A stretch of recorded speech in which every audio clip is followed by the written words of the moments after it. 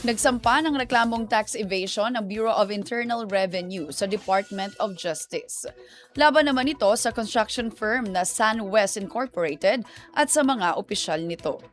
Si dating ako Bicol Party List Representative Azaldico ang founder ng SunWest. Ayon sa BIR, ito ay kaugnay ng tinatayang 22.71 billion pesos na hindi nabayarang income tax ng kumpanya para sa taong 2019 hanggang 2024. Sa pagsusuri ng BIR at mga ahensya ng pamahalaan tulad ng DPWH, may mahigit 6.29 billion pesos na undeclared income ang kumpanya.